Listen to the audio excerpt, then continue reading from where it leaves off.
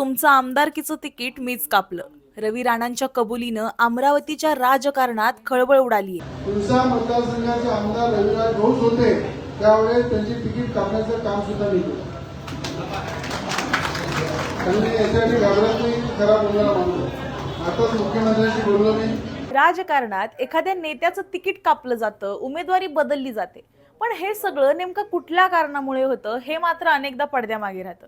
मात्र अमरावतीत एका आमदारानं चक्क जाहीरपणे सांगितलंय की एका नेत्याच्या आमदारकीचं तिकीट आपणच कापलं आणि ते आमदार होते रवी राणा.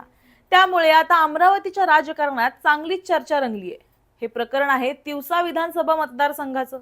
इथलं भाजपचे नेते आणि अमरावतीचे ग्रामीणचे माजी जिल्हाध्यक्ष रविराज देशमुख यांच्या वाढदिवसानिमित्त एका कार्यक्रमाचं आयोजन करण्यात आलं होतं. या कार्यक्रमाला भाजपचे अनेक नेते आणि पदाधिकारी उपस्थित होते.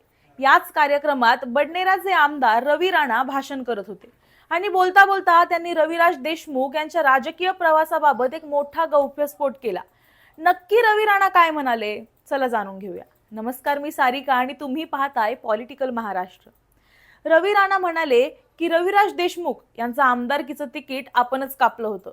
आता रवी राणा नेमकं असं का म्हणाले हा प्रश्न आहेच. कारण एखाद्या नेत्याला विधानसभा निवडणुकीचं तिकीट मिळणार की नाही हा निर्णय पक्षाच्या पातळीवर घेतला जातो. त्यासाठी मतदारसंघातली परिस्थिती, उमेदवाराची ताकद, पक्षातील समीकरणं आणि निवडणुकीची रणनीती अशा अनेक गोष्टी पाहिल्या जातात. पण या सगळ्या प्रक्रियेत आपली भूमिका होती आणि आपणच रविराज देशमुखांचं तिकीट कापलं असं रवी राणा यांनी थेट सार्वजनिक मंचावर सांगितलं. विशेष म्हणजे हे वक्तव्य त्यांनी कुठल्या राजकीय सभेत किंवा विरोधकांवर टीका करताना केलं नाही, तर रविराज देशमुख यांच्याच वाढदिवसाच्या कार्यक्रमात केलं.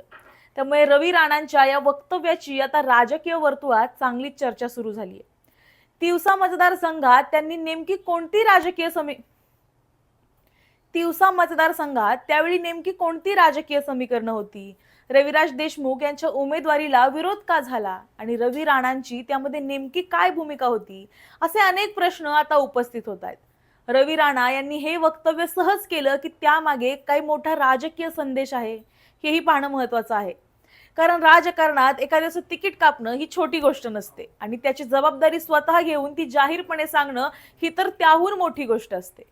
त्यामुळे रवी राणांची ही कबुली म्हणजे राजकीय स्पष्ट वक्तेपणा आहे की पडद्यामागची जुनी राजकीय गोष्ट आता जाहीर करण्यामागे काही नवीन राजकीय रणनीती आहे.